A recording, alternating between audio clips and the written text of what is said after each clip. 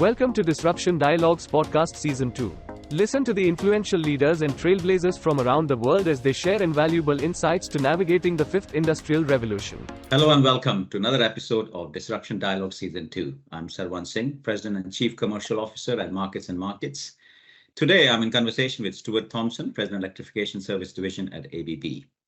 Like me, Stuart is an electrical engineer, but unlike me, who spent his career in consulting, he has spent his career in the energy sector, working across the globe, and today leads a $1.2 billion revenue business supported by a team of over 3,000 service professionals across 50 countries.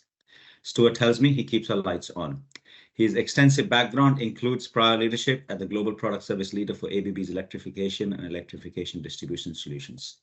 Thank you, Stuart, for joining us today. Thanks, Sarwant. Thank you. Glad to be here. Excellent, thanks. We in Markets and Markets describe the future of energy with the 4 Ds: decentralization, decarbonize, digital, and democratization of energy. While this sounds exciting, and the real fact is that most of our energy infrastructure, especially in the developed economies, is more than 30, perhaps even 50 years plus old, which, somebody like me who likes to play cricket would be a great average at the Cricket World Cup. But I guess not in the energy business, especially not today when we are looking for efficiency and carbon neutral solutions. So my first question to you, Stuart, is please tell us a little bit about ABB's Electrification Services business unit. What does your team do? And why is this division important in today's modern world? Yeah, thanks for that. I think, look, the main thing that we do as ABB Electrification Service is we partner with our customers to improve the availability of power when they're trying to start up their systems. We try to maintain the reliability of that power through the life of the asset on the customer's site. More and more customers are looking for predictability as an outcome, and more customers are looking for sustainable solutions of their electrical products and installations going forward. So, as you already said, we have a dedicated team of around 3,000 global experts. We're in about 50 countries dedicated, but traveling to over 100 today. And we're working in anything from commercial building infrastructure up through into critical power loads in food and beverage, data centers, oil and gas, utility, anything from distributed power, renewable energy up to nuclear. So we're, like you mentioned at the start, we're helping keep the lights on. We're keeping power across the industry. And we're becoming a partner with our customers in a journey, like you said, that can last for 20, 30, 50 years of these electrical assets. And most people just take it for granted that the power stays on. But there's quite a bit of work and effort to maintain that infrastructure over that period of time. So that's probably the first thing around what we do. The importance around electrical energy and security has been something that's grown drastically over the last few years. Not just the security, but the safety of that power, the reliability of that infrastructure, and all of us depend on electricity in our everyday lives, not just in computers and the work we do here, communications, but even basic functions of life now are going electric more and more as the world tries to push to a lower carbon footprint. And that expansion of electricity is extremely important, and the demands on the electrical network are continuing to grow. But if we think about the assets like that we use in our everyday lives, things like television and computers and phones, we've kept them running over a period of years, but if you gave someone a 20-year-old phone and said use it today, it's a whole different story, right? Whereas an electrical asset, a lot of the backbones of our infrastructure are 20 and 30 years old, even before computers were really substantial parts of our lives. So that electrical asset needs to continue to be developed, improved, and enhanced. And at the same time, the demand on electricity is quadrupling and needed in every facet of our lives. So it's very important for us from a company and from a division to support the continued electrification of the world and making sure that those foundational assets and equipment are able to run and perform for customers, even in the everyday lives that we're not aware of. I know exactly what you mean, Stuart. My 16-year-old son wants the latest iPhone, not even the next generation, the one 6 months old. So absolutely understand. So tell me, Stuart, what are the three big topics in your business, especially in a world where we are talking about sustainability, energy security that you mentioned? So what are the three big things that you really contribute to? Yeah, I think, look, as the world continues to develop, we all know that there's labour and skill shortages, particularly in areas like electrical engineering. So to move forward and to operate much more distributed assets and bigger electrical infrastructure, we really need digitalization to help us drive efficiency, drive what I would call strategic maintenance, asset management, and drive predictability around our solutions. So running equipment to the point of failure and then replacing it really isn't an option these days, because it can cost us up to 10 times more than investing in regular maintenance and processes. Predicting when an asset fails is really good business. We don't want to have the failure happen, then purchase the materials, wait for the change. It's all about keeping the product running, keeping the infrastructure running and the equipment running. So being able to forecast that is extremely important. And the real means of doing that is digital interaction with that equipment. Doing predictive maintenance requires a lot of inputs as to when a product might fail. It may come from the environment, it may come from the heat, it may come from the amount of times it's been used, and all of this varies on every installation. So driving data analytics and being able to take all of these inputs in, making decisions around the actual asset that each customer has, can help us determine when we have to do an intervention, and not just do an intervention after failure or do an intervention, every 6 months or every 12 months, or after so many operations. We actually look at what's really going on with the equipment, and an intervention stops production or stops performance of the asset. So we want to try and push that out as far as possible. The other is the area of safety, and to make sure that from a digital perspective, we are making sure that this equipment acts in a safe manner. And as we're putting more and more stress on the electrical network, electrical safety and reliability is extremely important to the business. So digitalization for us is a mechanism to scale more and to be more predictable in what's going on. It also gives better outcomes for the customers, reduced cost, and less disruption to the overall site. So I can give you a few examples, like Kapala wastewater treatment up in Stockholm. There's about 500,000 residents all looking for reliability of their assets and making sure that their utility feed isn't going down.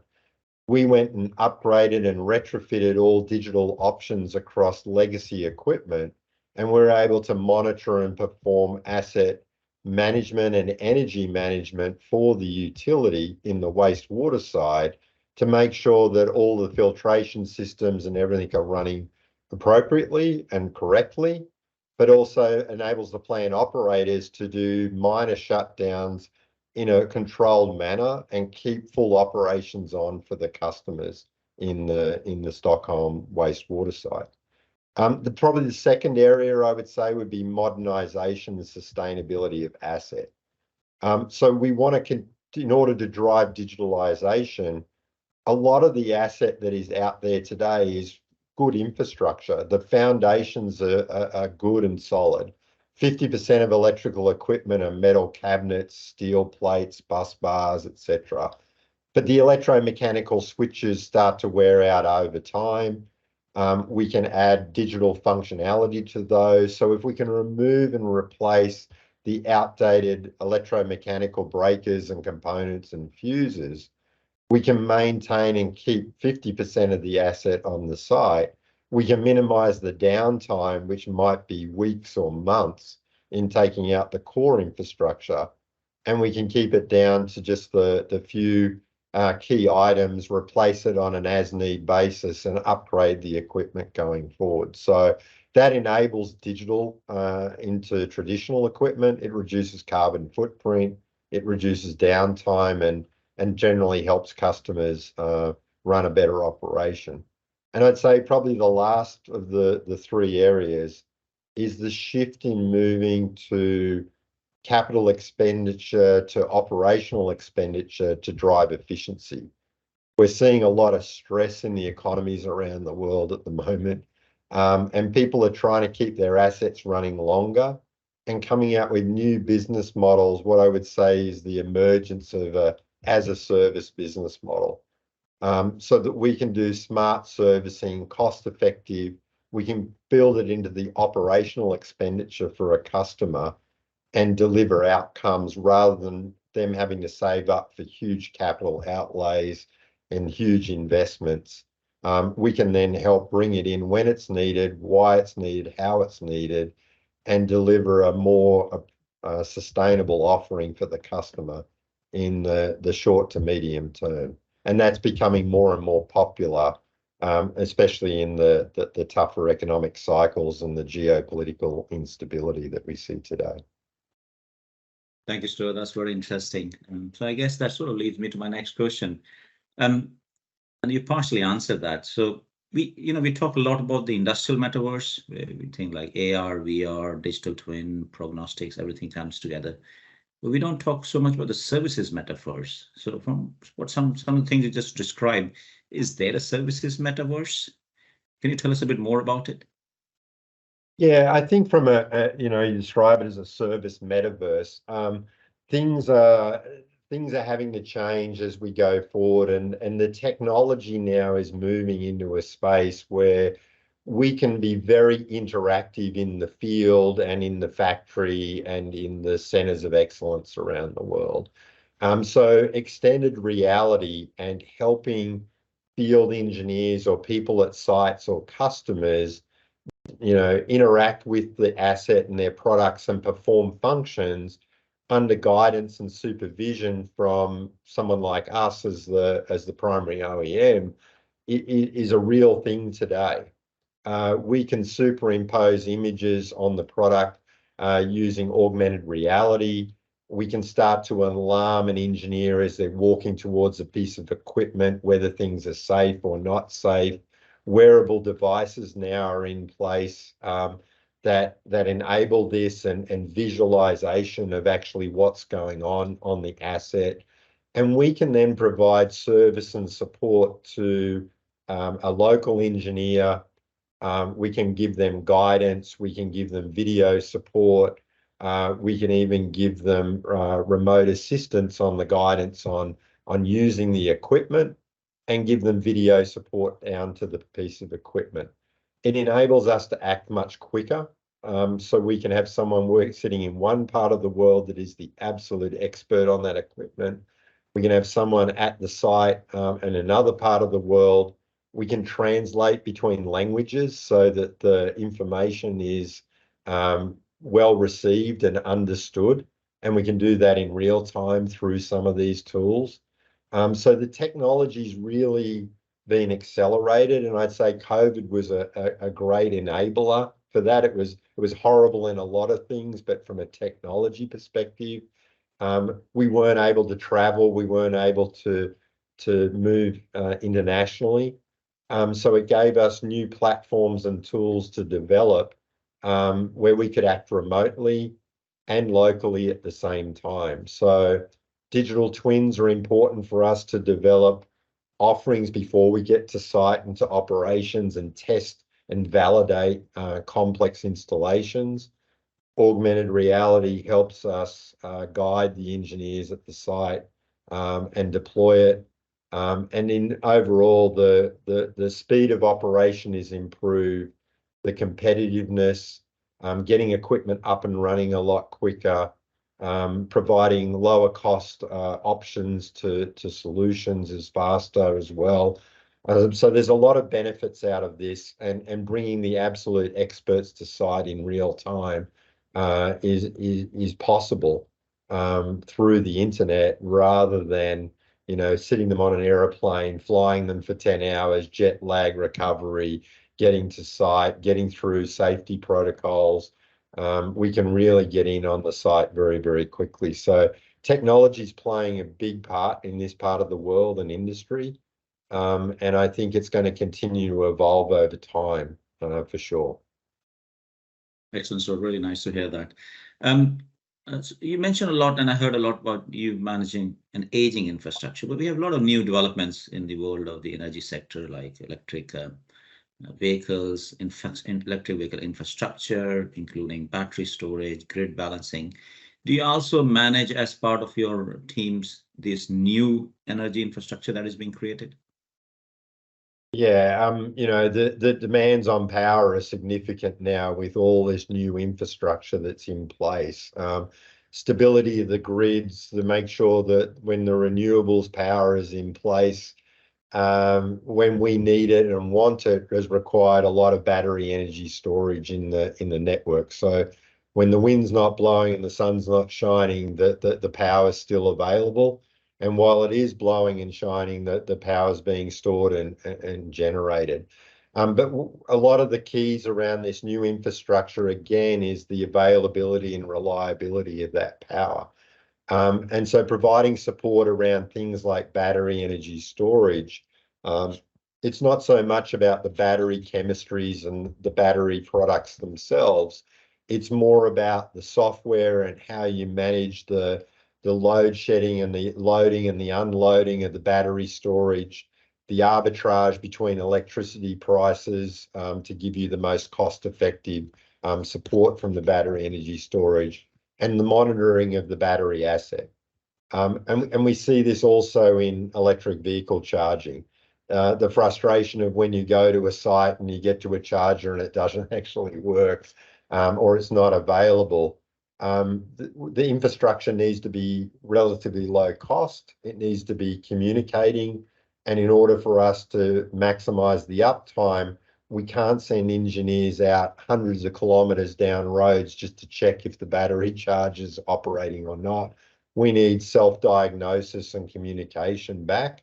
And for the speed of getting these things up and running again, we also need some form of self-diagnosis and information about it. So in service, we work at the charger level, we at the storage level, and we work on the large infrastructure of electrification, because what's sitting behind those chargers and those battery energy storages is a large amount of electrical equipment providing the power levels that are needed from these devices.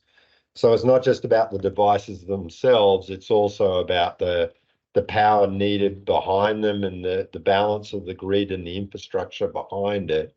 And as service, we work on all of these things together with our product teams and our operating teams going forward. But again, it's also about efficiency of deployment. It's around maintaining uptime, availability, and reliability of power, and ultimately predictability, if we can do that to help the overall infrastructure. Thank you, Stuart. Very helpful. Thank you. I believe you also have an advisory services group. Could you tell me a little bit about what this group does? Yeah, so it's also an important choice of name as well. We, as a large electrical infrastructure organization, we provide a lot of information about the products and the electrical assets that are on the site.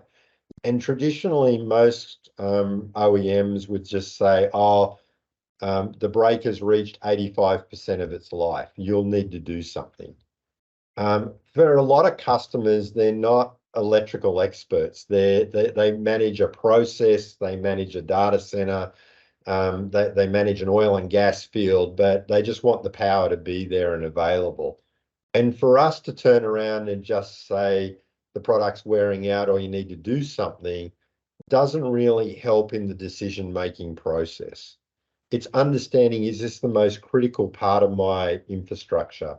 There are critical loads and less critical loads. There is priorities around how worn out is it? When should I operate on this and invest in it? How should I prioritize that investment? Because I've got a limited budget on my site. So what we did is we formed the advisory services department, where they'll come and help do assessments for customers. They'll look at things like safety. They'll look about reliability of the asset. They'll look at things like cybersecurity on your site. They'll also look at a sustainability level. And these are all questions that quite often plant operators or manufacturing teams or building operators ask us about. And we'll give them a level of priority based on their budget. We'll give them how they may want to spend that operating expenditure budget and improve their operations overall, improve their electrical assets overall. And depending on what that is, and their urgency and the criticalness of those loads, will help them prioritize that. So we do power system studies, site analysis. We can give them various levels of reports. And then if they do want to make the next step, we've given them the baseline information that they need in order to do it. And whether they use ABB or somebody else, they've got that baseline information to do competitive bidding and then move forward. But it was very important for us to help guide the customers a little bit more, use our expertise in doing that, and provide them a little bit more value rather than just data and information about their electrical assets. So, and probably one other point I would make is we chose the word advisory versus consultant. I really like consultants a lot, but I also wanted to be on the ground with the customer doing it and being a part of it. And being part of the solution, rather than just giving them direction and guidance like many consultants do. We wanted to be on the ground doing that work, and so we chose the word advisory for that group. Yeah, I think a lot of the word consulting is being now substituted by advisory. Thank you, Stuart. Listening to you just reminds me all of my electrical engineering days. Last question, Stuart. You've lived and worked across the world. What experiences as a world traveler do you draw and bring them to your business? Yeah, look, it's a wonderful thing to be able to live and work in different countries. You don't really experience a country and the culture and the warmth of the people until you've lived there and understood that. From a business perspective, we have operations in 50 countries. And the way that we do business in some of those countries and the expertise we have in different markets is incredible.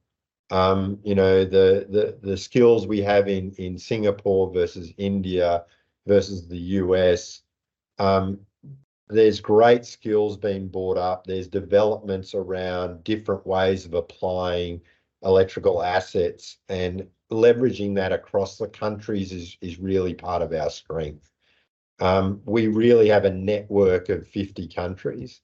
We can draw on that expertise, whether it's power generation in China, whether it's data centers in Singapore, whether it's renewables and recycling that we do up in the Nordic region.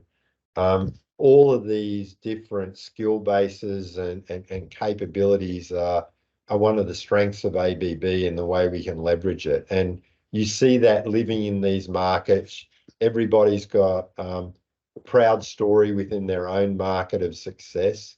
And for us, it's how do we leverage that and bring it to different countries around the world, the successes from within a market. So for me, that's exciting. Some countries are much more advanced than others, and we can bring technologies to more developing countries.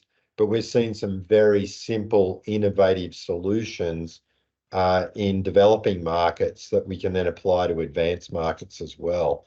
And that's also been very satisfying for us as a team. But I'm very proud of the diverse teams that we have. We don't really have boundaries in the global market today. And we've been able to help develop and improve electrical infrastructure for many markets and many countries, and I hope we continue to do that in the future. Thank you, Stuart, for such an interesting discussion. Thank you, everybody, for listening in. I was in conversation with Stuart Thompson, President, Electrification Service Division at ABB. Thank you, Stuart, once again. Stay tuned for such interesting episodes on Disruption Dialogues.